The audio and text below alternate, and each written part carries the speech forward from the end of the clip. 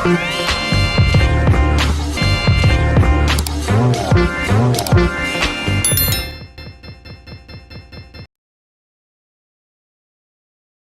Pastors Fellowship berlangsung di GKBI Salembaran pada 22 Juni 2024. Evangelis Henny menjadi pemandu nyanyian pujian.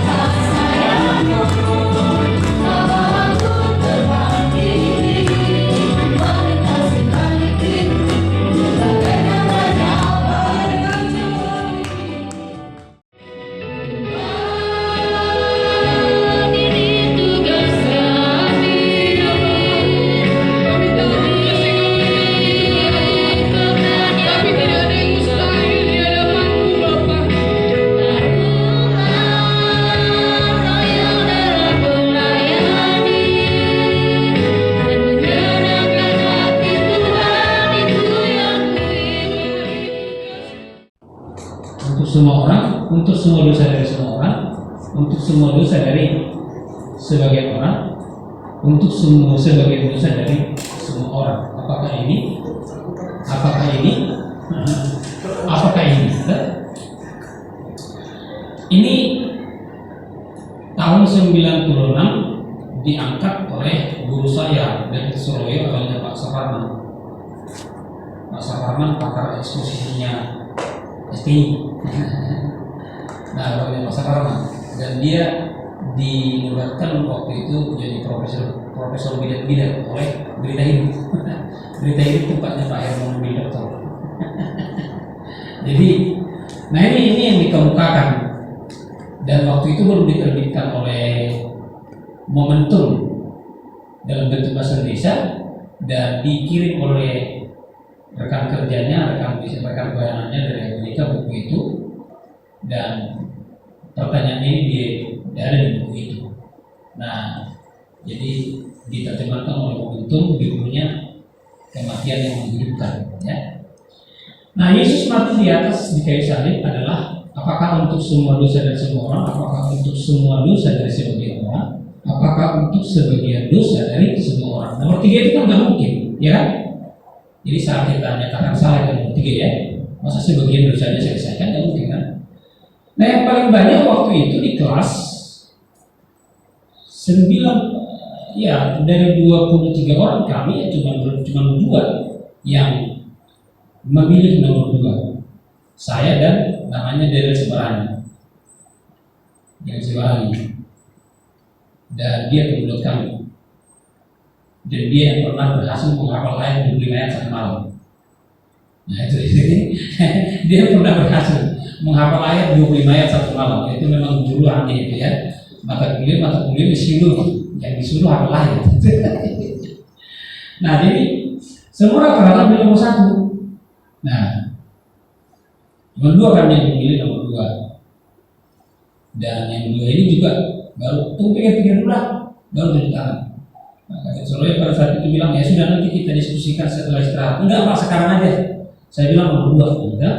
Nah, kenapa nomor dua? Kalau kita pilih nomor satu, Yesus mati dari kayu salib adalah untuk semua dosa dari semua orang, maka semua orang pasti selamat. Kenapa? Karena Yesus sempurna sebagai juru selamat. Jadi kalau dia mati untuk semua dosa dari semua orang, neraka kosong, surga penuh. Alkitab tidak mencatat begitu.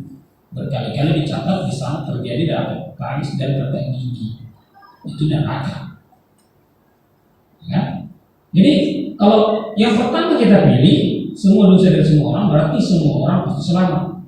Kosong neraka, surga penuh. Saya sih senang, tapi Alkitab tidak mencatat begitu. Nah, kenapa? Karena mereka tidak percaya kata orang. Teman-teman saya berkata begitu dulu. Kan karena mereka tidak percaya katanya. Oke, percaya Yesus adalah panggilan, bukan pilihan. Nah, ini dulu ada program MTH tahun 2006.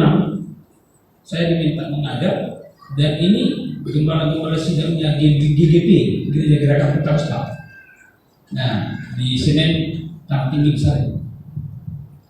Ada namanya Pak Papi.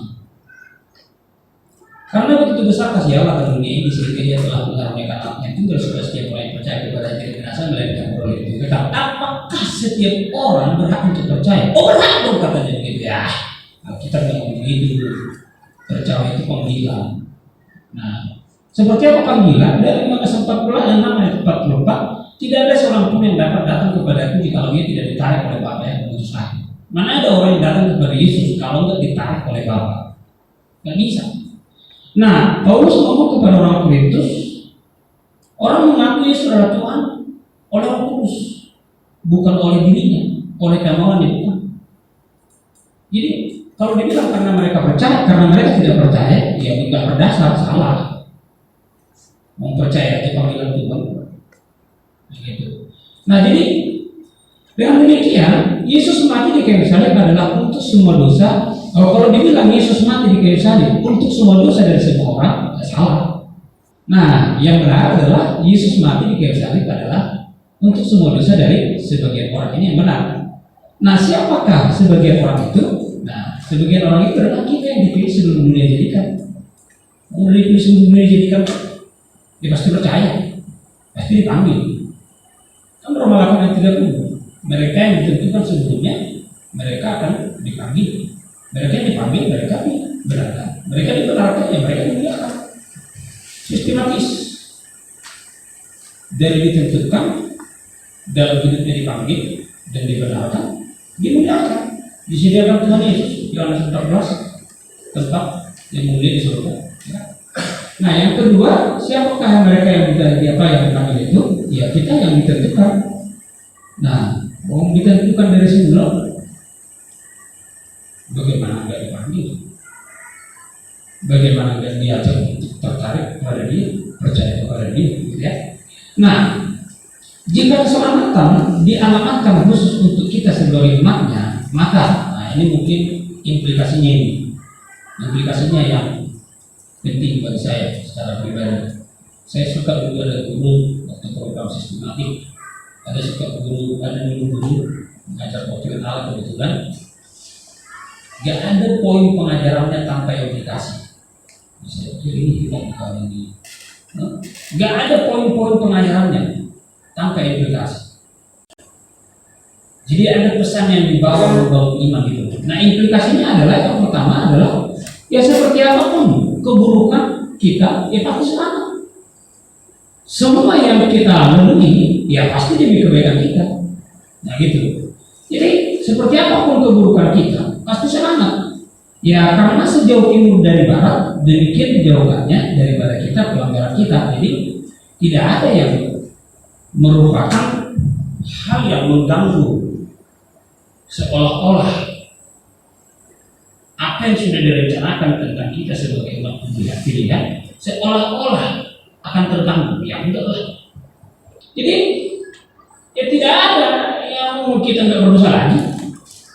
Kenapa nggak berdosa lagi? Karena bisa kita bikin dua berkat kasih karunia Yesus Kristus dan damai sejahtera Allah. Itu persekutuan Roh Kudus menyertai kamu sekalian. Nggak ada di situ. Hukum Taurat dari 1:10 itulah yang menyertai hidup menjadi baik hidup. Enggak. Kasih karunia. Mana ada pelanggaran dalam kasih karunia? Coba. Kadang-kadang saya bilang apalagi bahasa mata kiriman berdua berkat kasih berokan Yesus Kristus. Dua orang di pertama kasih berokan dengan orang dibuat terpisah. Padahal sama semuanya. Kasih berokan Yesus Kristus. Dua orang di pertama. Dua perasaan betul diperbuli dengan dia. Perlu bisa lebih diterima. Kasih karunia Yesus Kristus dan kasih dari Allah dengan persekutuan Roh Kudus menyertai kamu sekalian. Mana ada pelanggaran? Kasih karunia kok. Kenapa terjadi pelanggaran? Karena hukum yang dibacakan. Ya kan tetap pelanggarannya kalau hukum yang dibacakan. Kalau kasih karunia dibacakan, bebas. Gak ada pelanggarannya. Dinyatakan tidak bersalah. Ya? Nah gitu. Jadi apapun yang kita lakukan ya keselamatan kita itu pasti, gitu. Pasti. Nah, terus yang berikutnya, semua yang kita lalui pasti untuk kebaikan.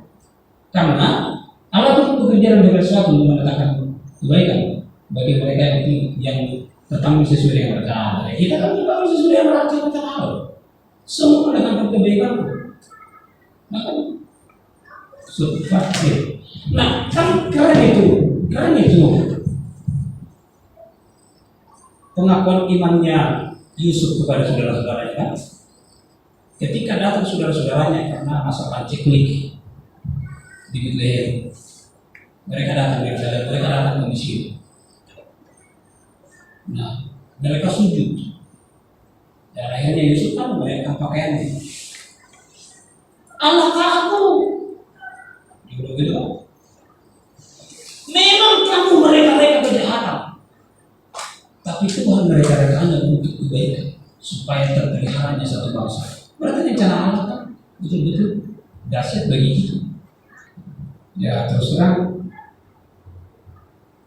saya kan tadi waktu dibilang kok ini masa ketua sinode pakai mobil tua katanya gitu kan? Enggak tersinggung juga saya. Amin. Betul.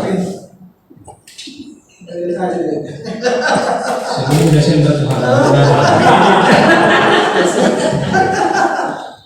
Tapi bukan hanya mimbar yang paling utama. Saya bilang itu doa saya setiap hari sekarang itu. Tuhan, izinkan saya, tolong percayai saya untuk bertanggung jawab kepada 20-30 orang mahasiswa tanpa minta bantuan kepada siapapun. Itu sekarang udah saya. Dan mungkin saya akan menundukkan diri dari kegiatan sosial yang lain sebagian. Mungkin yang akan saya pertahankan paling ketua PBB, Pemuda Kota Bersatu. Tapi ketua Paguyuban Barat di sini mundur. Nah, baik-baik mundur. Karena saya mau bertapa untuk bisa bertanggung jawab terhadap 20-30 orang mahasiswa. Nah, sekarang pertanyaannya, tunggal atau ganda? Nah, apa kata kita? Ya, kita harus membaca apa kata kita.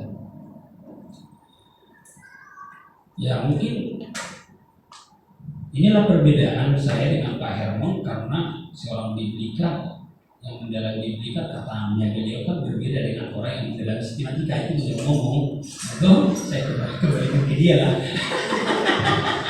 Ya kan?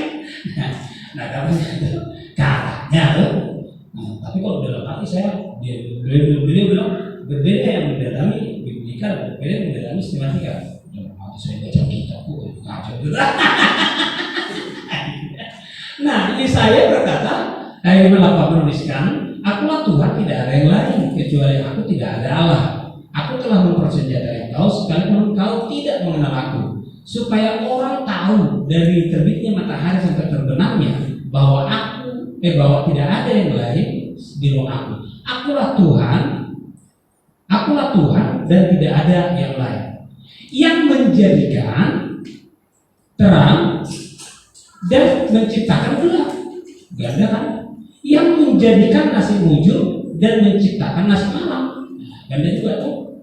Nah, Ulangan 32 masih banyak sih ayat, tapi tidak mungkin dibaca semua. Akulah Dia, tidak ada Allah kecuali aku.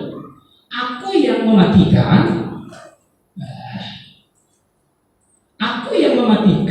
dan yang menghidupkan. Aku telah meremukkan, tetapi akulah yang menyembuhkan. Ya, ada juga tuh. Jadi nggak tunggal. Hanya ada satu pembuat hukum dan hakim. Nah, Yakobus ini kan Pak Herman suka Yakobus, saya nggak suka. Nah, hanya ada satu pembuat hukum dan hakim, yaitu Dia yang berkuasa menyelamatkan dan membinasakan. Tetapi siapakah engkau sehingga engkau mau menghakimi sesama manusia? Dia yang menyelamatkan dan Dia juga yang membinasakan. Jadi kalau untuk menunjukkan murkanya dan menyatakan kuasanya, Allah menaruh kesabaran yang besar terhadap benda-benda kemurkaannya yang telah disiapkannya untuk kebinasaan. Jadi dia dipersiapkan untuk binasa. Justru untuk menyatakan kekayaan kemuliaannya atas benda-benda belas kasihannya yang telah dipersiapkannya untuk kemuliaan. Ya kan? Nah, aku telah menjaga mereka. Nah, ini dulu. Aduh, ini paling susah diterima orang ini. Nggak tahu lah, nanti coba Pak yang memberikan eksposisi lah yang di dalam bentuk ini. Nah, Yohanes 17 ayat 12, selama aku bersama-sama mereka, aku memelihara mereka dalam namamu. Yesus yang ngomong ini, berarti nama Bapak itu Yesus kan? Karena aku menjaga mereka, memelihara mereka dalam namamu, yaitu namamu yang telah kau berikan kepadaku. Ya kan? Jadi nama Bapak itu Yesus.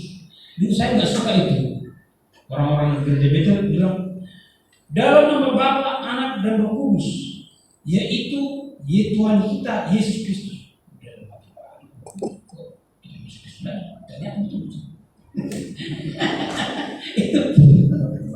Nah, aku telah menjaga mereka dan tidak ada seorang pun dari mereka yang binasa. Nah, ini selain daripada Dia yang telah ditentukan untuk binasa, supaya genaplah yang tertulis dalam kitab suci. Jadi ada yang ditentukan untuk binasa. Orang pikir bahwa karena dosa maka manusia kena neraka. Enggak, karena ditentukan dia kena neraka. Bukan karena dosa. Kalau karena dosa, memang kita ditebus dari mana? Diselamatkan dari mana? Dari dosa. Memang kita yang ujuk-ujuk keluar, berjuang keluar dari dosa. Oh, tidak diselamatkan kan? Nah, mana kita yang ujuk-ujuk keluar dari dosa? Jadi bukan karena dosa orang masuk neraka, bukan. Karena ditentukan.